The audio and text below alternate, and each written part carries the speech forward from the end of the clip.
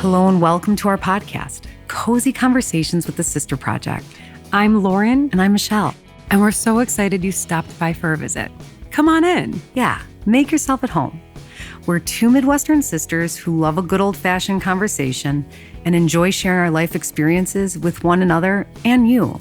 Consider this your one-stop shop for cozy, mindful well-being, along with some entertainment and lots of wheezy laughing. Oh, you bet there'll be a lot of that going around. Our goal is to live our coziest life and inspire you to do the same because the truth is, we think it's good for your mind and your body. Thank you so much for tuning in. Now, let's get cozy. Well, hello there, and welcome to Cozy Conversations with the Sister Project. I am your host, Lauren Massarella, being joined by my co-host, Michelle Anderson. Welcome, sister, best friend, stalker, ride or die, walker, ride or die. Oh, wow. Here what I else? am. Cozy cohort. No, cohort. I forget. That's like I think that cozy means correspondent. There we go. That's it. So many words. So many words. I know. I don't know if we talked about this recently, but we just wrapped up a conversation, which we will introduce our guest here in just a moment. But I don't like the emotional, like the crying. My Lauren, it almost happened to me. Perimenopause symptom 243 is just crying. Yeah, it's crazy, isn't it? But you know what? I don't mind the crying over being emotionally affected by something in a beautiful way. Mm-hmm. I'm here for it. And I just feel like and I think that's one of the maybe positive, if we're going to lean into the positive symptom, let's do that. Let's draw something because I agree, Lauren, I'm crying more now out of sheer joy and happy support of my friends. Than crying out of rage and anger. Then out of crying rage and want to stab the person's face off next to me, Stab the person's face off. Yeah. Yes. No. Think of that. But I'm sure people do. That's perimenopausal symptom 647. I love that you've been numbering face stabbing. Well, I will keep you guys updated. I have officially booked an appointment with a perimenopause certified expert. And she's a gynecologist. So Lord. And listen, I'm not suffering over here, but I want to get in early and be like, what do I do so I don't suffer? You want to get ahead of it. You want to get ahead of it. Something. What? About Luna. What? I think I told you this the other day how she calls me by my first name now. Wait, to your face or just when she's hollering for you? Sometimes to my face. That is Lauren. Hilarious. Lauren. Because our nanny taught her mine and Anthony's names, which she should know. Yeah. But she'll the other day when Anthony was out of town and he wasn't doing bedtime duties with her, because that's their thing, she was screaming, Anthony! I was like, oh my God, she's screaming Anthony. There is something very funny about kids calling their parents by their first names. Anthony calls his mom Candy. That's her name is Candace. We called our mom June. And we kind of did, didn't we? Will has several nicknames for me. He does call me Michelle on occasion, but he also has been known to call me, I've been known to be Maleficent. So that's I'm that's acting, nice. That's Duchess. I like that one. That one's more regal and badass. That. He's like, what up, Duchess? I'm keep it coming. I think I'm going to tell Luna my new name is Duchess. Yeah. Yeah, but Lauren is funny too. Lauren, screaming for me at the park. 2.5-year-old. She was at the park yelling Lauren, and I was like, "Oh my God, this is so interesting." We spent summer a week with our friends, the McLaughlins, on the island, and our friend's brother's kids called him by his first name forever. And then last Father's Day, his gift was they just changed to calling him Dad. Dad. That's what they gave him for Father's Day. We're going to call you Dad now.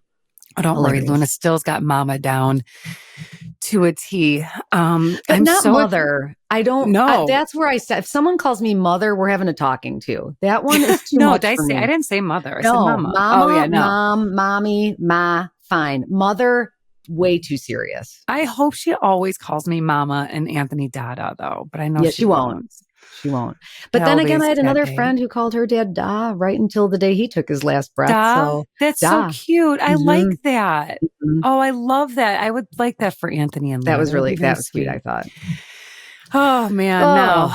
Gosh, what a doozy in a good way. I mean, listen, I needed a pick-me-up because I have been following, and we're not going to talk too much about it because it's so distressing. It's such a light I'm just convo. saying, but what? I'm just saying, because I've been following this Sean Combs trial with that Casey Ventura. same. And I'm as a woman, and I'm so drawn to this because I'm so just taken aback by the depravity of this situation and that this woman was stuck.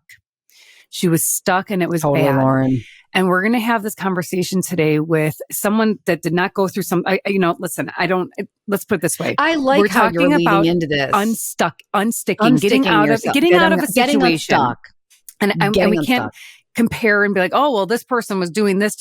It's not about that. It's however stuck you are in a situation. Yeah, exactly. And I think since I'm following this trial and then having this beautifully inspiring, empowering, invigorating conversation with our friend, Jen at Hook and Garden, I mean, hearing her perspective on how she had to get out of a situation and unstuck herself and had to start from moving back into her mom's basement as an almost 40-year-old woman with her son and starting her life over again. This is one of the most empowering conversations I've personally ever had with a woman in regards to really disclosing some hard moments in her life and where she is now compared to where she was, a certain amount of time ago. Because we are so excited to introduce to you this guest that we are telling you all about. Her name is Jennifer Neubauer, but we call her Jen. She is the curator and the creator of a handle that we started following back about 5 or 6 years ago. Well, during COVID, so 5 years. Hook and Garden. You see, we share her stuff a lot. She's an expert gardener. She's also the owner of a little juice and smoothie and so much more kind of shop over in the West Hamptons called Local Provisions. But what she came on to talk about was courage, bravery, strength, all of the words that everyone wants within their heart and soul. And she shares how she really had to look for some of that stuff as she navigated separation with her husband. And we also talked about her little eat, pray, love kind of vibe where she takes a trip every year. And this past year, she went for herself, by herself. And she went to Africa. So we're going to learn about that. We're going to learn about how she found herself in her mom's basement being like, what the fuck do I do now? What am I doing here? And then you're going to learn where she is now. So we are so excited to share this conversation. This is, I told her she's one of my favorite friends on the interweb. She really is. She's one of our bestest. I was going to say, I don't know if she'll accept it, but I want her to know that she's one of my best whiffs and yours as well, Michelle. So without further ado, please do enjoy this cozy conversation with Jen from Hook and Garden.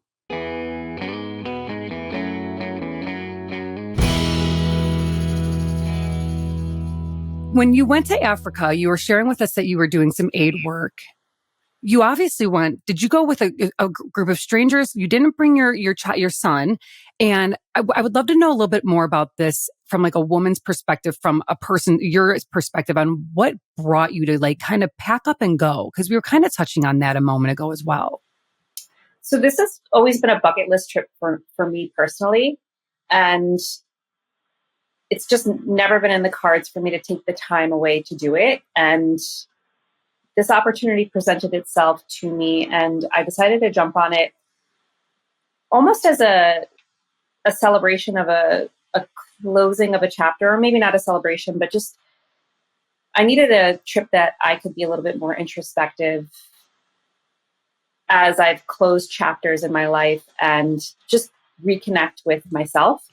And it was crazy how it all, how the universe, when you ask it for something, the universe always provides. And this trip was completely filled and somehow a spot opened up and I just said yes. And I jumped into it and it was a pretty life-changing experience. And it gave me all of the things that I needed. It filled my cup in so many different ways, whether it was the nature, whether it was the aid work, whether it was, just these beautiful, beautiful, beautiful people who are so connected to the simplicity of life. It was a life-changing experience. When you decided to go and you went, did you know people? Did you know this group or did you know anyone or did you make friends? So you went by yourself. Yeah. This is very eat, pray, love of you. Yes, it is. Where are you going next? Well, seriously. So this is kind of how it happened. One of my dearest friends had a friend, and she had visited last summer to where we live, and we met in passing, but I didn't know her. And somehow we ended up following each other on social media, and she posted a trip that she took to Morocco. And Cool. I had messaged her because I was watching along on this trip with a stranger. And I said to her, girl, if you ever need a travel buddy, I'm it. You tell me. And she said, well, actually, I'm going to Africa in just a couple of months. And then I said, send me the details. And, the trip was completely filled. And then somehow a spot opened up and I just said yes. And that's how I jumped into this experience, knowing really nobody. Okay, that is such a cool story. I love this. I have another follow-up question right away because you have your garden, which is a full-time job. It's a baby of yours. You have a child. You have your business, your small business, local provisions, which I can't wait to dive in a bit about that. How much prep or like mental prep or decision making? Because it kind of sounds like you were like, fuck it, I'm going. But was there any fear there? Because you got a lot of stuff going on. Yeah, like who waters? Who feeds? Who runs the place? Yeah, like how do you map that out? I think all of these things that we just stated are the excuses to why people don't do a lot of things, like fill up their bucket list or check them off the list because they'll say, "Oh, I've got sports for little Jimmy Johnny over there," or Jimmy Johnny, great sandwich. So how did you reckon all of these things and say, besides the fact that you're just kind of badass in that nature, I feel like those are the things that hold people back, but you did not let that happen. No, and I attempt to take a trip every year that is just for me. I also do take trips with my little guy as well. We went to Europe this past year. Yeah, did you guys go to Japan? Oh, it was Europe. Okay. Yeah, your holiday market Europe's. Yes. Europe's. So I'm passionate about traveling with him, but I'm also passionate about having my own adventures because when you put yourself out of your comfort zone, that's when you learn the most about yourself. And Africa seemed like a great opportunity to do that. I think a lot of people get, like you said, scared about the not knowing, where it intrigues me. I am intrigued to not know. I'm intrigued to be out of my element. I want to feel kind of a little bit lost in the sauce. So that for me is appealing because I think I have the most profound experiences when I'm out of all of my comfort zones and I'm in a place where I can just be with whatever it is. I have a question. Yeah. Do you, and if I could guess, I want to say no, but do you experience travel anxiety? Is that something that even comes in your, Did she just shake her head? No. No. She's like, no, I'm off. Yeah, yes and no. So now with a business, so touching back into, owning your own business, right? And also having a garden that I'm responsible for. Those are the things I think I get most anxious about. I don't get anxious about traveling to another country. I get anxious about leaving the things that are relying on me behind to go away for a period of time. But you know what, Jen? I feel like I've misplaced my travel anxiety. Now that you're saying it like that, like I'm like, what am I going to pack? Stuff like that. But that's pretty lame and stupid. But like, it's more so the leaving part that causes the worry. Totally. Yeah, and what you're leaving. It's a control thing, right? We work around systems that we have set into place that cater to our lives, whether that's with our children, whether that's with work. And if you can create those systems and then let go and trust that they're not going to be perfect, right? Where things are not going to fall completely into the places that they would have fallen if you were the one in control. But if you can just take a step back from it all and realize that nothing is going to crumble so much so that you can't fix it when you get home. And it's just like the let go, right? You got to let go. Yep. Mindset. Yeah. Mindset. Jen, you have inspired me so much because, as I think you both know, I want to see the world as well, and since having Luna, there is a comparison game. You like see these people on these trips. I'm like, oh goodness gracious, when am I going to be able to go to Africa and do all these different things? And you inspire me to travel with Luna and just go, which I loved your European holiday market adventure. And then this trip that you took solo, or if I took with a friend or with Anthony, and to leave Luna to go. And so I can go do these things. I think that is going to be integrated in part of my life. And it has to be, because as you've shared, this is part of your experience here. And I completely relate to you on that. I wanted to ask you a little bit more about about Africa, but the gorillas in particular. You're the second person who I know who's had this opportunity. Next to who? Jane Goodall? No, I don't know her, but my friend Jess. My friend Jess has walked and been amongst these majestic animals. Can you tell us what that experience was like, and how that perhaps transformed you as a person? Yeah, it's really hard to put into words, honestly. Again, it was like the logistics of getting from Kenya to Rwanda, the visas that you need specifically to even trek with gorillas, finding somebody who could guide us through the country, because you're going up into a more rural part of the country that is in the volcano region. So you kind of have to have a guide of some sort. So we put all the pieces of the puzzle together, and it was only a trip that I could take in like a 2 to 3 day window. So it had to be quick and it had to be efficient. But I couldn't miss it, because it was something that somebody told me that I had to do if I was going to Africa. We landed in Rwanda, and it is one of the most beautiful countries. It was we were met with a guide who took us to the volcano region. We got there, stayed in the most lovely, beautiful place with the most incredible people. It's close to Congo, so there is definitely some elements of risk. But it's interesting because, listening to the news, listening to kind of propaganda, if you will, I don't think I would have traveled to Rwanda because of, security alerts and also, the things that are in the news. I never once felt,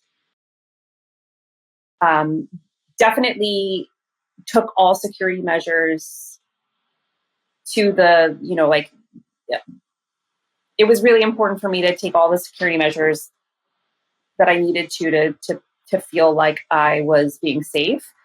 But actually trekking up to see the gorillas was unbelievable. We trekked probably 5 miles up into the jungle, led by porters and guides, trained. And what is really profound about the entire experience is that all of these villages that surround the volcano regions where you're trekking up into the jungle, these are families that were poaching gorillas. So that was their main job. And all of the guides and the porters that were used have family members or were people who made a business out of killing the gorillas. But now, because it has become a tourism industry in Rwanda, it's supporting them to keep the gorillas alive. So by visiting them and by supporting this tourism effort, actually saving the gorillas. So there's just this really profound connection of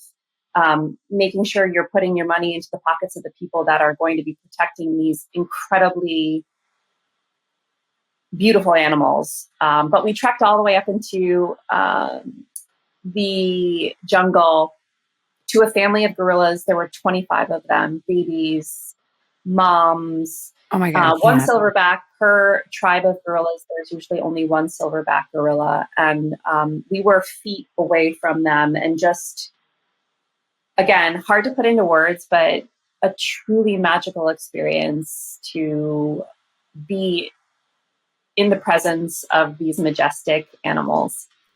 This is so Jane Can't Goodall of even you. so I'm Jane going to just call Goodall. you Sigourney for now on. I know that's probably. I'm it. I I'll love take it. Sigourney. We grew up watching, Michelle, do you remember watching Gorillas in the Mist? Yes. Another movie our mom would make us watch. Yes. What was her real name? Who was Sigourney portraying? Do we know her name? So she was like a Jane Goodall. But okay, so probably, I'm assuming at the time they were probably poaching these animals, and she was probably coming in to do some like conservation work, and research. I think they killed her in her tent or something. That something movie like was that. very, yeah, God, it was heavy. It was you heavy. Get those vibes, you know, like what kind of vibes? Well, that you it's get a the little vibes. I mean, like, treacherous. You're being you're being guided by heavily armed men. So they're wearing like gigantic guns. Yeah, gigantic guns. Wow. Wow. Yeah, and then you meet guides that are actually in the jungle that again are very heavily armed. You're on the border of like a place where we trekked actually up into Congo, so it's definitely a little bit dicey in a lot of ways. Yes. You see how things in the past were definitely not as safe, which is crazy. Going down from the whole experience, we also visited the museum that was set up by Ellen DeGeneres. I didn't know she had a museum out in Rwanda. Yeah. Mm-hmm. I know she's really into giraffes. Big animal conservationist. Huge. Oh, I didn't realize this. What's the museum? I think Portia built it for Ellen for like a gift or a birthday. Could you imagine? Happy birthday. Meanwhile, Anthony gets like a pair of socks with Luna's face on them. Literally. He loves them. So you stopped in the museum? What was it? Is it all on the conservation efforts? Yeah, it was kind of the story of Jane Goodall. All of the conservation efforts. They pulled, like a lot of phone transcripts and letters and, just kind of like the journey of how these gorillas how this has become essentially tourism. And she started a movement that has saved the gorillas, and also trekking all of the different families that are in the volcano region. So there's several different families, and naming the gorillas. It just was beautiful. And all of like the proceeds go to like local artists and again, to continuing the effort to save them. I was just in Saugatuck, Michigan, over this past weekend, and they have a lot of cute little stores over there. And there was one store in particular that I could not leave. I wanted everything. It was an art store, and it wasn't just an art store. It was artisanal goods that this couple go to Africa. They started years and years ago, and they have created these incredible relationships with artists all over Africa. And so they have they bring their work to their store and they sell it. And on the back of each item, I brought something back for Luna. They say exactly where they like what part of Africa they got it in, who the maker was. Did you find yourself doing did you bring home any beautiful goods from Africa? Because that would be a problem for me, is the shopping. Yeah. It was a problem. It was a problem. Was it? It was a problem. Wait, like what? Jewelry, like the beaded jewelry, the plates. I'm obsessed with those like spiral plates. Yes. I can like see in like all over my house. I brought back baskets. Is there a girl over there? So much jewelry, so much beautiful beaded jewelry. So in Kenya, we went on safari in the Maasai. And the Maasai is a tribe that kind of controls that area, and they're known for all of their beadwork. So, some of the beautiful cool. necklaces and bracelets, and I mean, they're just covered from head to toe in incredible textile fabrics and the vibrant beaded necklaces and colors, and it's beautiful. It was a problem. Earlier in our conversation, you mentioned like that you were really inspired and drawn to like the simplicity that these people and how they live. Were you? I find that when I travel, I always, especially to other countries, you take home something with you. And I don't mean just like what we're talking about, this beautiful jewelry, but almost like a piece of their culture that you're inspired by. You also are a woman of the earth. So I feel like it's such a beautiful integration for you to go and see something like this. But were you heavily inspired by the way they live their life or the simplicity? Is there anything that you took back, like in your heart and mind, that you kind of integrated into your life? Mm-hmm. Yeah, I mean, when you're driving into the more rural areas, the people have nothing. You know, if they have a roof over their head, they're lucky. And their days, and this is a broad generalization, I'm sure that there's, you know, more things that are happening underneath the surface, but their days are revolving around, you know, growing their own food and bringing it to market to sell, to then have a little bit of money to purchase the things that they need in life. But, you know, the children are, you know, not utilizing any electronics. They're not using any electronics. They're playing with balls that are made out of trash, right? It is bare bones, so simple. And for me, and well, go back, right? Bare bones, so simple, and they're so happy, and they're so grateful, and they're so kind and generous with the things that they do have. So I think for me, traveling in such poverty, it really just reminds you that less is more. And we are constantly working to build these lives with stuff and more things. God, but it's so true. That stuff you can't take with you. The experiences and the people and the things that truly make us happy are so simple.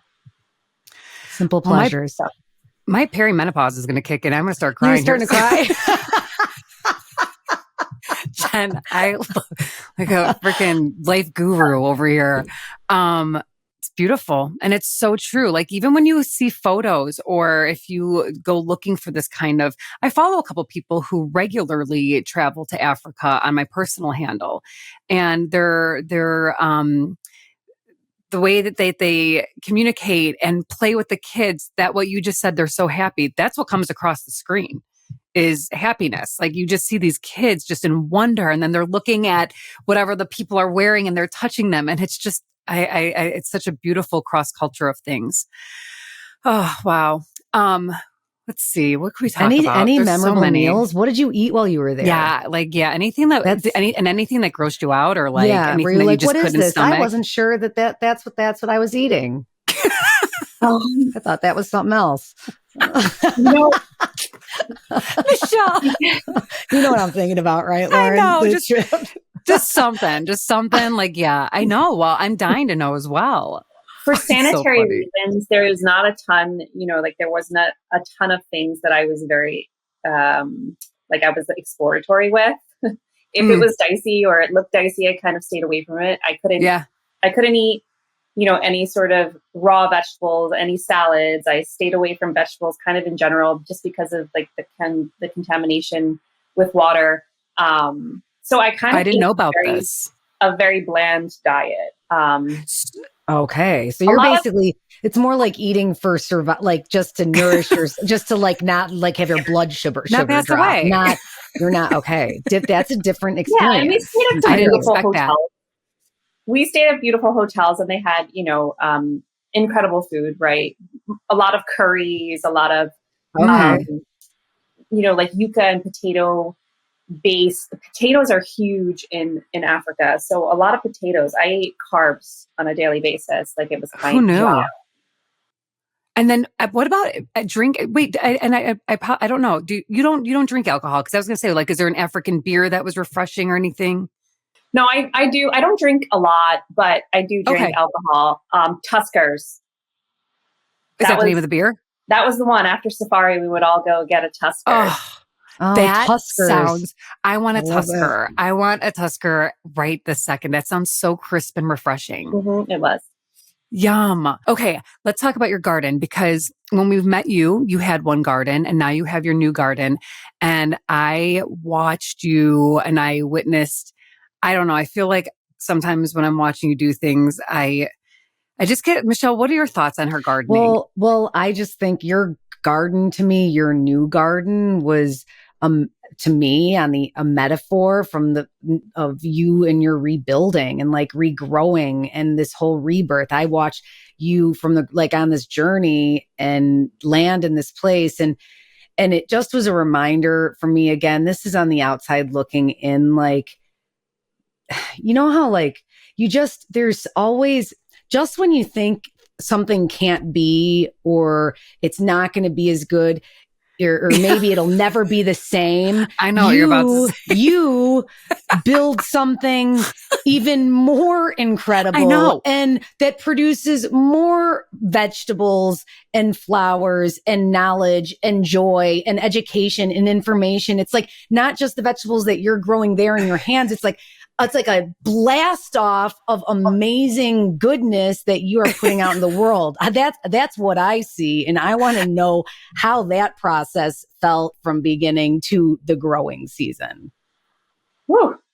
Yeah, I think the garden is a metaphor to life in general, right? And it certainly is to my life. So I can't say that's for everybody, but the garden is a metaphor for my life. And when I draw parallels, you see how, there are ebbs and flows in life. And the teaching moments for me are the ones that come from, how every season, everything kind of goes away. And then you have this opportunity to completely rebuild it in a different way. Mm-hmm. And that has essentially been my life.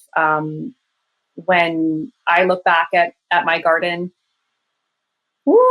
I had it all, right? I had built this garden 10 plus years, and then I walked away from it. And I thought in my heart of hearts that I would never have a garden as good as I had built it. I could never do that again. And just when I was able to close that door and make some sort of peace with it, the universe brought me this space and this opportunity to build something that was far better. And that's what I did. And I'm again just reminded that at any point in time in your life, you can always start over.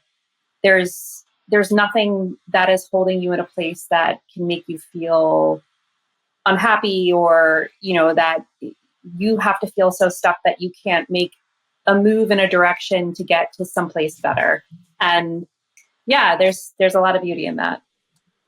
When you talk about like our last conversation actually with one of our guests, Nicole Lyon, she's a good friend of mine, but she also like built a business, kind of started from scratch, had to do some rebuilding herself.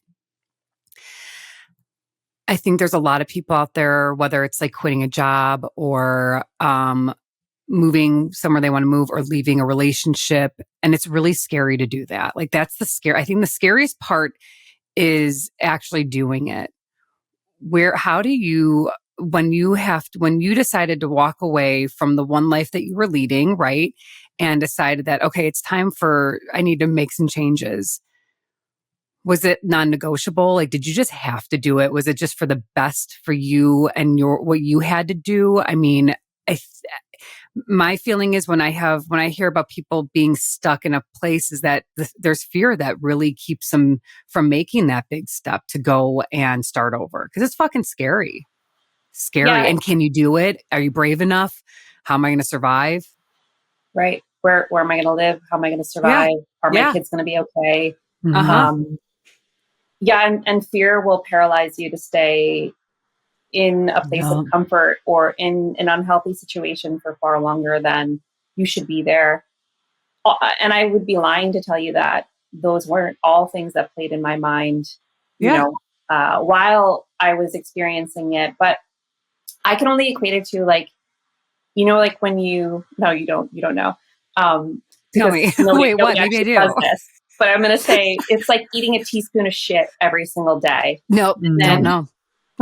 One morning you wake up and you're like, I don't want to eat the shit anymore. Yes. You're like, done. I have a friend that she says it differently, but the same. What does she say? She said, you know what? After you eat, a shit sandwich every day, you've had one too many shit sandwiches.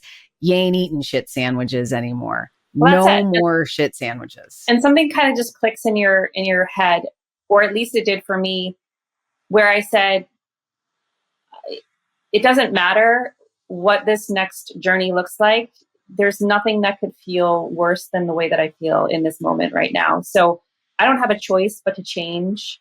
I don't have a choice but to move in a direction where I will be a better person in the long run for. So that was my experience. And it was hard to sit with myself through all of the times of uneasiness, fear, unknowing. I had also, so just to give the listeners a little context here, I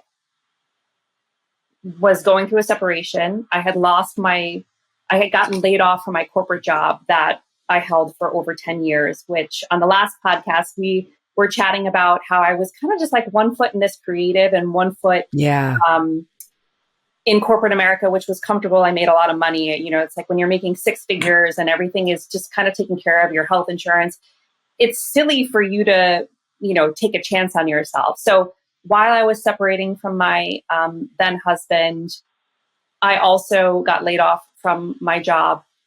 And I decided that the universe was giving me, the sign that I needed to completely start my life over. And I couldn't do things the way that I had done them in the past, because then I would just get the same results. So I completely started over. Garden, Jen, job. you're so brave. Yeah. You are so, Perry's kicking in. You are so brave. I watched from afar. And I remember the last time you and I talked, like on FaceTime, you shared some of this stuff with me just when you and I were chatting. This was, a year ago. This was a while ago. And seeing I was living where in my you mom's are, basement. I was like, well, I'm moving out. Where do I go? yeah, you're like, and I'm not there anymore. I'm here. Yep. You shared this stuff, and just seeing where you are now, it's just such a fantastic reminder for anybody who is stuck in a place where they feel like they're eating too many teaspoons of or shit. sandwiches of crap, that only you have the power to rebuild and take your life in a direction that is going to be better for you. And seeing where you are from where you were, it just goes to show how fucking strong women are. And I just also want to add on to that, for listeners that are listening and maybe in the stage right now of discomfort and in desperate need of a pivot, like, when you stepped into your mom's basement, or when you made the decision in your body to like just leave your old life and start anew, like, when did you, because I imagine what it felt like in your body in that place of discomfort was hard. What did it feel like in your body, and how soon did those feelings change for you when you stepped into that new place?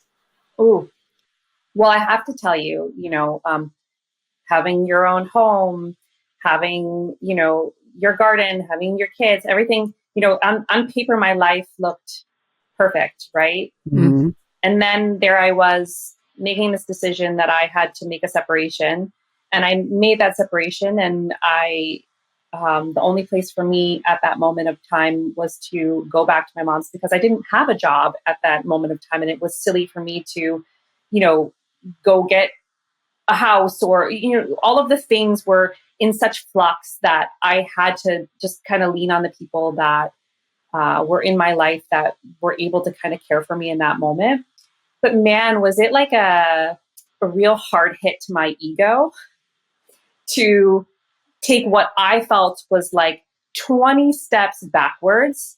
And I think that is probably the biggest issue in it all is our egos, and how, we have these great expectations for ourselves, and where we think we should be, where we shouldn't be. And the beauty of it all is that you are always in the place that you should be in. And now looking back, I was in that place with her because I had some mending of, our relationship, since my dad passed. I really hadn't been back to that house. So it was kind of a moment for me to connect with her again. It was also a safe place for my son, where I felt like I could have a little bit of like help with him and Totally. feel supported. And he felt wholly safe there. So it was like a second home for him. So I think I went kicking and screaming in my body. I felt sad and frustrated and like, how the hell did I end up in my mom's basement? Like, Totally. what's happening? But Yeah, right. Like what? yeah, How but I how'd think this happen? right. But it gave me, it was kind of like fuel to this fire that was lit inside of me, that I was the only person that could change my circumstance. Yes. I was the only person that could turn the story around into something that was bigger and better. And I was, head down, bound and determined to do that. And you did. Dude. All right. And you So did. get that book. You better get some rights to some of those books going on, because you got stories to share. And You talk a did. lot whenever you talk about the universe. And Michelle and I, we put this out there, and even like I was talking to a neighbor who's going through something, and I'm like, it's going to work out. You just have to believe it's going. If you stay in the dark side or on the dark side, you're going to get stuck there. And I've had to really work on myself, getting myself out of the darkness as well, and believing in the universe. Same. Right? Jen, when you talk about like the universe is delivered, I think you've said this 2 or 3 times in regards to your trip to Africa, then the plot of land, even like you leaving and moving forward with your separation. How can you explain to like Michelle and I and our listeners the faith in having in the universe really does deliver? Oh, I think in like times of desperation or in hard times, it's really hard to believe in anything but the situation that you're in. But Mm-hmm. what I have learned through all of the challenges that I have gone through is that everything is but a moment. And if you can just take one step forward, even in the unknowing, right? I wouldn't ask anybody to be convinced that their situation is going to completely or dramatically change. But if you can just trust that, if you can just take one step forward every day, make one little small gesture to get to a different place, that all of those little small movements will eventually add up to something that is significant. And that's all I could cling to in the moment where I was desperate, or in a moment that I felt so unbelievably low, that I didn't have the luxury of even trusting or like knowing that things are going to get better. Like I had no idea what was going to happen, but I just had to sink into the unknowing and believe that this can't last forever. And if I just continue to like make a little small step forward, I will eventually get to a different place. Where that is, I have no idea. But that was all I could cling to in kind of my darkest times. I think that is I think that's amazing advice. And I think that is the best approach to facing really hard things. You sound like you have do you go to therapy? Has that been a part of your experience? Because to me, you sound like a person who has leaned into that space to better understand. Because what I think, what I would get lost in when I was facing something really big and hard, or like in my body, I was like, I'm miserable. This feels really, really bad. But for a period of time, I couldn't get out of my own way. And the problem was in the beginning is I was looking way too far out instead of looking right in front of me. Like you're saying, instead of like, what's the end all be all? It's like, no, what's the tiny little movement forward you could make in the day, in the next day, one step, literally, like you said, in front of each other. Is how you climb that mountain and get on the other side. I want people to hear that. You have to control the controllables, right? You can't control what's going to happen in the future. You also don't have any access to change what's happened in the past. So if you can focus on what can I do in this moment to make myself feel better? And for me, that was wellness, right? Whether that was meditation, whether that was reading a book, whether that was going to the gym, challenging myself to wake up at 5 o'clock in the morning to go and work out, whether that was, running, however I filled my cup in a little small way to control just this feeling that I felt. helped me to then navigate a bigger journey that I didn't have control over. I read something today about like upgrading your habits. Like if you want to have a better life, if you want to make a change, you can't do like these huge leaps and like, like leaping into the future. You have to do these daily upgrades and then a week, 2 weeks, a month, a year from now, then you begin to see the big result. The results. And, you mentioned something too, Jen, about it's just a moment. Everything's temporary. I learned, I'm working on that is something I had worked on in therapy as well, but everything is hard moments are temporary. Things will pass. In fact, our other guest, we were talking about, like she was talking about digging a tunnel. And when you come against rock or concrete, the digging might look a little bit different, but you just keep digging and then you get around that little part and then you just keep going. And then you have this beautiful, accessible tunnel. Yeah. And then, Well, I was going to say too, our children are reminders of that as well, right? As they're younger, right, everything is changing and shifting and moving, and just when you figure something out, something goes awry. And what I always say with like Henry is everything is but a moment, and that is the beauty of it, is that it's ever changing. And if you can take that perspective and apply it to life. What I always try to go back to is that energy. I'm always trying to shift my energy into a positive way. It's kind of a form of manifestation, but in a way that if I'm disciplined and I do things that challenge myself, it's going to release something in me that's positive. And then I can take that positivity and apply it to whatever this next big task is that I'm working on. And so if I can believe that everything is but a moment, and in those hard moments, I can challenge myself in a way that fills my cup with positivity, I will then be able to channel that positivity into something that is going to affect my circumstance in a monumental way. Mm-hmm. I feel like when we're talking to you, that we're talking to a Buddhist guru, witchy sort of person. I mean, Michelle, I'm like checking things off in my head. I'm like, okay, I'm going to redo that now. I'm going to do this way. Well, I just think that that's like, you see people that are thriving, and the words that Jen says and the actions that she takes, and the approach to how you view things and your perspective, and choosing to take something small, no matter what it is. I mean, that, we need to listen. We need to listen to people like Jen when it comes to, we haven't even touched on the fact that she opened in the middle of this, and I don't know the timeline exactly, but you opened up Local Provisions, which is like based on what I'm seeing, it's a smoothie juice shop with local fare. Is the local fare coming from your garden as well? Yeah. Amazing. So in my monumental change, I really wanted to create a brick and mortar of my garden, right? So my garden is a place where I educate, and I wanted to translate that into something that could be a little bit more local, and I could affect the community that I live in. And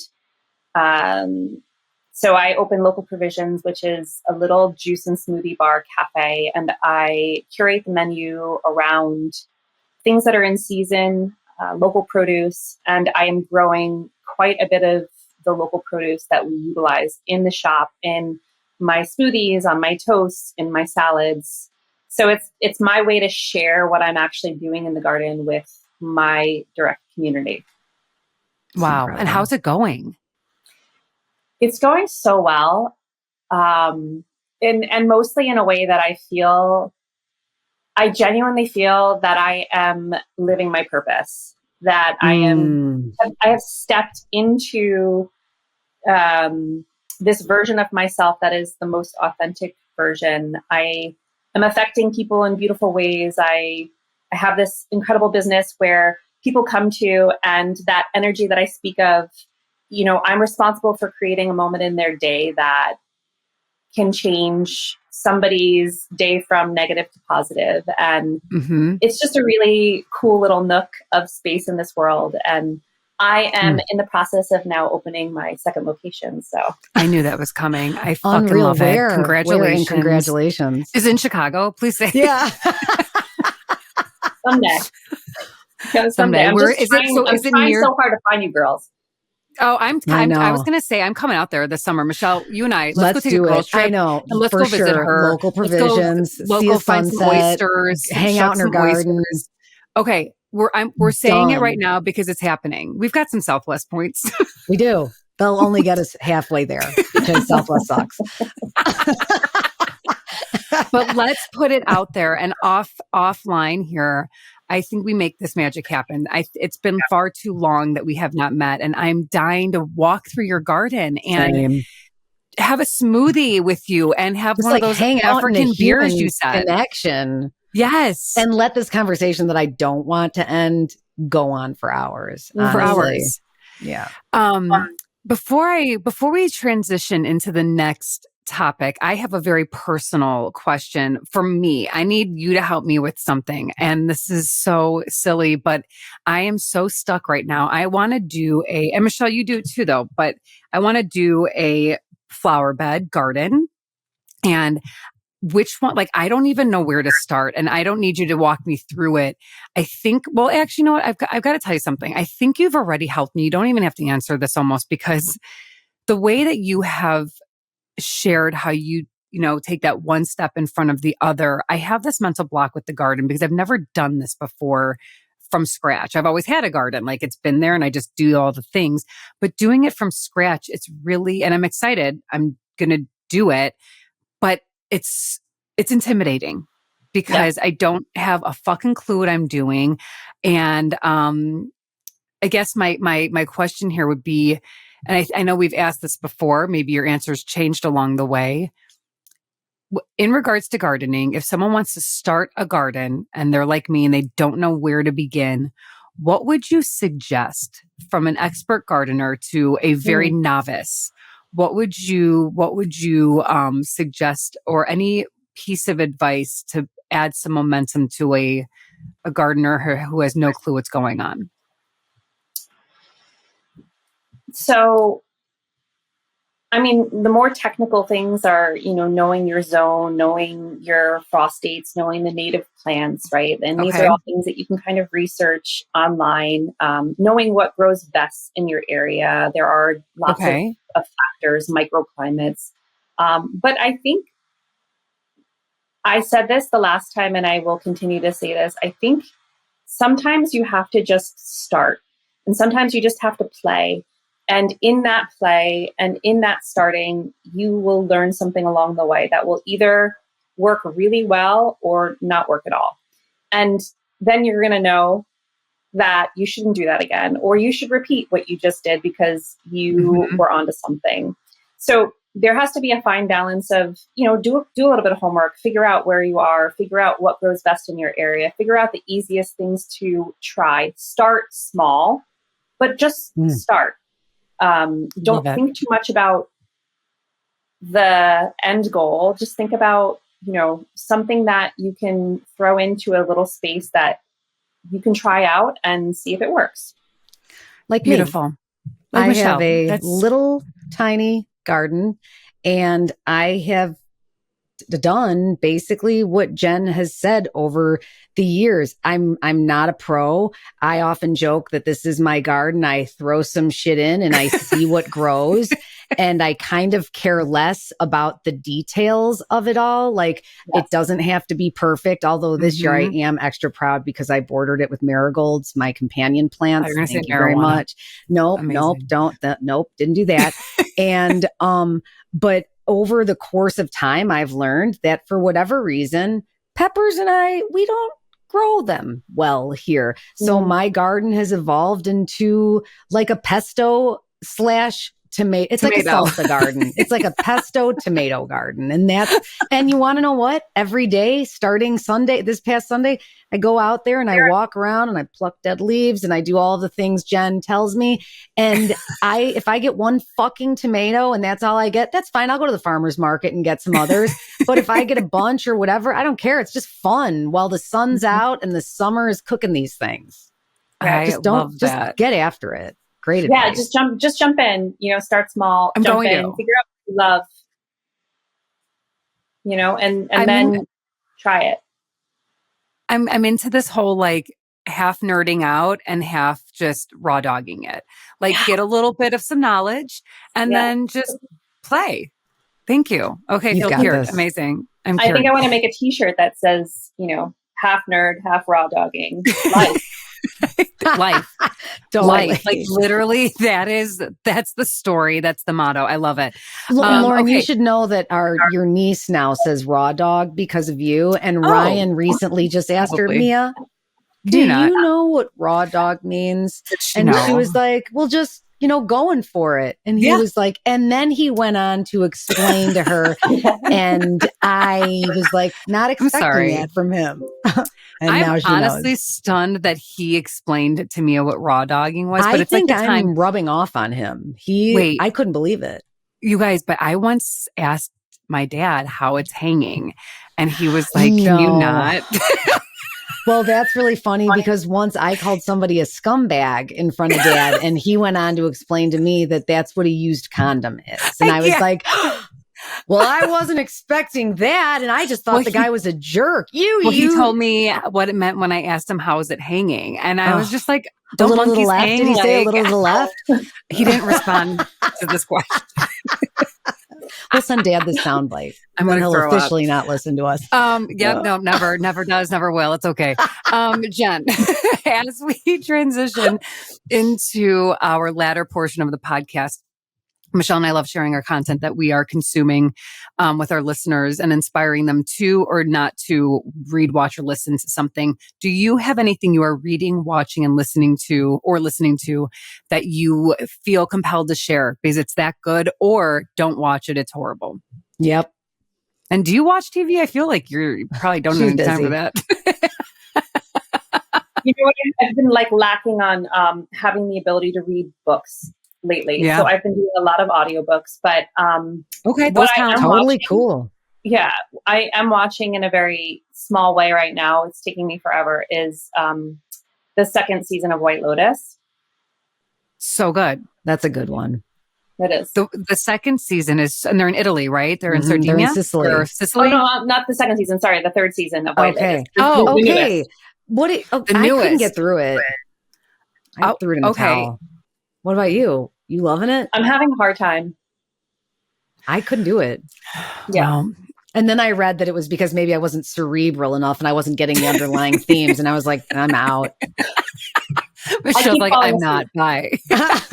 Well, it is a slow burn. It is a sleeper. It is a slow burn. What about audiobooks? Are you listening to any audiobook that you would recommend or have in the past?